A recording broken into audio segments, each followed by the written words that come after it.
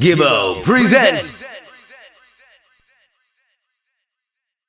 It's Gibbo coming to you from Manchester, where I'm joined by one of the sound system world's most popular, versatile and talented selectors, and a true entertainer in every sense of the word. It is Fire Links. Daddy!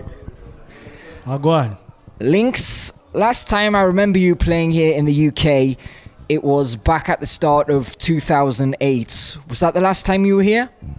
That was the last time I was this side.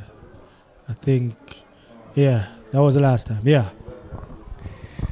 When you were booked for this UK tour, what were your first thoughts? What do you associate the UK with?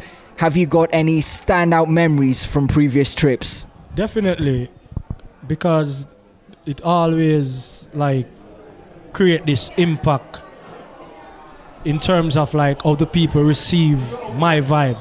You understand? So that always be a living memory within my book. You understand? Whenever I think about coming to the UK, I always think about how the people embrace the music. You understand? How them accept the vibe, and you don't know, just the whole atmosphere. Chin broke the news recently that you'll be participating in World Clash R.E.S.E.T in October. Definitely. Tell me, what do you take into consideration when deciding whether or not to take part in a clash, and why did you decide to enter this one? Well, World Clash, it need a flavor there now. You understand? Because this is what me bring to the game. The vibes. And more time, sound clash, it can be boring at times. You understand? So it's like having a firelings in our World Clash is it's just build up the vibes more. People can definitely look for entertainment. You understand? Because that is why me bring to the plate. You understand? So me and a World Clash, people just know say, yo, that just be vibes. You don't know if people are going to laugh, them are going to crack up. The whole works. You hadn't clashed in over 3 years before you made your return at last year's World Clash, and you haven't clashed again since. Yeah. At this point in your career, would you compare yourself to a boxer who's only interested in the big pay-per-view world title fights? Well, to be honest, not really, but how me do my thing is we just wait for the right moment. It's why go around and clashing there, clashing there, clashing there. So it's you becomes a regular. You understand? It's it won't have that interest anymore if Firelings is on every clash. You understand? Firelings is on a World Clash now. It's people anticipated. Them can't wait to see it. Which if I was on every World Clash that keep before, it wouldn't have that same interest. You know what I mean? I say that anticipation wouldn't be there anymore. How often are you approached to take part in a clash?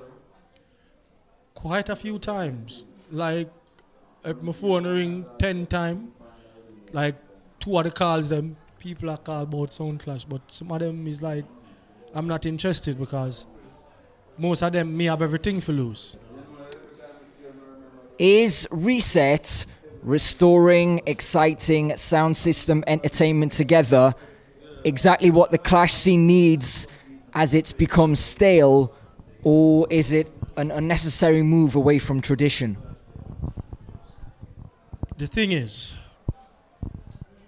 why clash kind of slow down and juggling dance, the regular parties probably keeping more than a sound clash. The thing is, the people not getting the lineup, the sound system that they need to see playing together. They're not seeing it because, for instance, probably a Firelinks now play with a Mataran, or a Mataran now play with another sound. So it's that politics within the thing, it kind of spoil it. So people that want to see a Kilimanjaro, a Stone Love, a Firelinks and a Bass Odyssey, Art and a Tony Mataran. A lineup like that, impressive, that would have sell out any club, any stadium, any arena, you name it. but what? Politics in it. So it's like people not going to see that.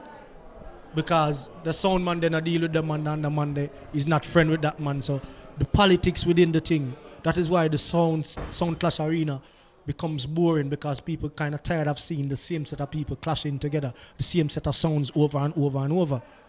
You understand? Even the last World Clash that came, when I made my return to the Clash Arena, that was the biggest crowd World Clash getting in a long while. In terms of like making a profit, the promoters were smiling. And just because of the inclusion of Firelinks. So if I was regular, like in the Clash Arena, like every day, I wouldn't have that impact. So you would agree that the inclusion of Renaissance and Metro Media in this year's World Clash is a good idea? Well, the promoters, I think they're trying to make a difference in terms of a Renaissance. A Renaissance probably with a uptown flavor, but I don't know about Clash still. But Jazzy T, bad selector. From a Jazzy T I play, him can do him thing. You understand? But I haven't seen Renaissance in a hardcore clash before. This is different than a juggling clash. But Jazzy T can do him thing. And, you know, at the end of the day, if you prepare yourself, you know, you're supposed to do well on the night. In terms of a Metro Media now, a foundation sound we haven't, I doubt if Metro ever played in a World Clash before, so a Sky Juice will make a difference, you know. The vibe, you know, a little humor will be there here and there. Yeah, I think it's the lineup. I think the lineup alright. It's okay. 45s are allowed in this clash. That themself for real? Indeed. Okay, then a Renaissance necessary then. Do you think that this rule benefits some of the sounds taking part more than others? Yeah, definitely. That would have benefit. That would have benefit like most of the sounds who doesn't have that much hardcore dubs, you know, and like for most of the sounds who probably want to stay away from the hardcore part of the dance. I think that will definitely benefit them.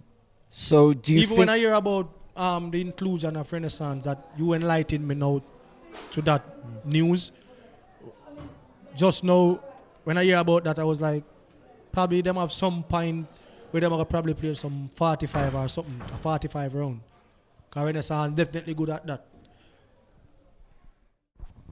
This clash takes place in New York at Club Amazura in Queens, and there are 3 New York-based sounds taking part: King Addies, LP, and Soul Supreme. Will the New York sounds be at an advantage as they're competing on home turf, or will the fact that the New York votes will be split 3 ways put them at a disadvantage? Good question. Very good question. Very good question. 3 New York sounds. The crowd are going to split, because guess what? Those 3 sounds, they be going at each other for years. The Biltmore, you name it. The Addies, the LP history. And the Soul Supreme, the LP history. Soul Supreme, the Addies history. So they were definitely going at each other. And then with the fans, those Brooklyn fans, those New Yorkers, they take their sound clash real serious, you know, and they will be coming out supporting their sound to the end. So I'm definitely looking forward to that one, you know, seeing the New York sound going at each other, you know, and trying to even shoot at the rest of sound them as well. This lineup, I like it. It is very impressive. Looking at the lineup, which sound sticks out to you? Who do you think will provide you with the stiffest competition?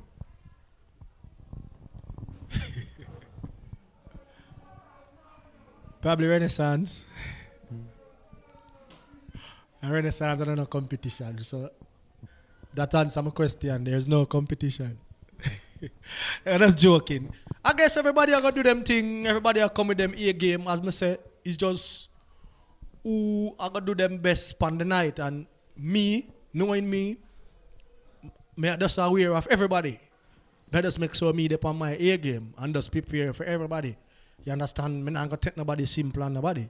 Like, yo, the sound that I'm gonna go hard and the sound that I'm gonna go hard. That is world class, ladies and gentlemen.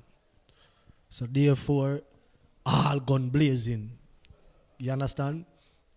Not taking no prisoner. So why will you be leaving Amazura with the trophy? Because firelings are number one. Personality and charisma are two traits that you're well known for and you've just displayed there. Can these be taught or are they God-given? I think so. I think those are definitely a gift. Because sometimes I don't even like think about stuff. Sometimes it just come naturally. And, you know, sometimes I ask myself, you know, is this a blessing in disguise? And then I'm like a crazy person. I answer about myself. I ask the question and then I answer myself. I say this must be a gifting talent from God. Because sometimes me just walk in a dance and me just know say, I there's some of it so me just play the song there right now. And it just work. Me feel a vibe me in the studio and me just feel like play the kick jump that way there. And then it's like it's a hit that come up. Me just come up with a vibe, with a melody, and it just hit. I'm have this gift is like me can predict like what go on in a World Clash, but me not tell you right now. Like, Come seriously. on, you can't tease me like that and not give No, me a little listen hint. Listen me, seriously, me can tell you like the two sound who are gonna play one for one and them something there. Who are gonna drop out and do all of them something there. I'll tell you what then, you tell me off camera when we've finished and I'll catch up with you again and we'll see if your prediction comes true. Believe me. Believe me. Do you feel these are the most important qualities for a selector to have, those being personality and charisma, or are other skills such as mixing ability and the ability to read a crowd just as important? Reading the crowd is one of the most important. Mixing ability doesn't work everywhere. It works some places. But interacting with the crowd, knowing what the crowd want, that is a big part of it. When you master that, you're on your way to great things. You, of course, were part of a few sound systems when you were learning the trade, Bodyguard, Black Hawk and Little Gemini, before you decided to go solo. Sure. Do you feel in 2013 an aspiring selector should still learn the trade as part of a sounds, or if they have talent, should they just try and make it on their own from day one? No, my belief is just follow the trend. Go with the steps. 1, 2, 3, 4. Climb the ladder. Yeah? It's best to start from a sound system. It's best to learn from somebody. And then you can expand within your own vibe. Because getting the talent is one, but knowing to use it is another. You can have the talent and don't know to use it. So you have somebody like guiding you, you know, teaching you the right thing, you know, learn timing, learn to read the crowd, learn how to interact with the crowd and all of that, you know. Talent doesn't give you that. To what extent do you think it's your role to introduce new music and new artists to people in a dance? How do you strike the right balance between giving the people what they want and what they're familiar with, and supporting emerging talents and new material? Well, you have to have a balance. That it boils down back to reading the crowd, reading the audience. You can play a new song and the audience accept it, as well as you can play it and they don't accept it. So timing is a factor right there. You have to know to time the crowd. As a selector, it's like you can't be playing this BPM and then you're going all over the place. That is the next thing we have to take into consideration. The people them on a vibe. I don't want to give away too much, but you know, it's like I'm teaching a class right now. You're on a vibe and you have the people in a mood. It's like it's a ladder you climb. You can't just boop and go on there, so you show them off. So you have to know how you put it to them in order for them to accept it. You understand? And in terms of like new song, is how you introduce it to. It's like you have to make the people them accept it. You have to bring them attention to it.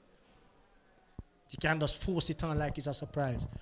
Most people don't like surprises. So let them aware of it before. So listen, I have something new and I want to get a musical here in gear. Just give me a listening here. That way, then we kind of, you know, listen what I go on. But if you just play it unexpectedly, nah. I don't think it will work that way. Speaking of new material, do you have any plans to release any rhythms or record any new singles in the near future? Right now, I have a single in the pipeline.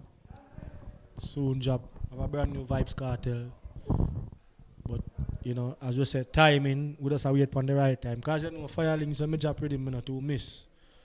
You see, can't remember if I miss 11 consecutive and counting. So, you know, I have to keep up to that standard. You understand? And what always work for me is the timing. I always choose the right time to drop my rhythm them. So, but just I work with the vibe and just wait for the right time, you know, to drop the single and then probably further on, I probably drop our next juggling again. Thanks a lot, Links. It's been a pleasure. And as soon as we finish, I'm going to get these World Clash predictions from you. It's a pleasure as well. Team! Gibbo.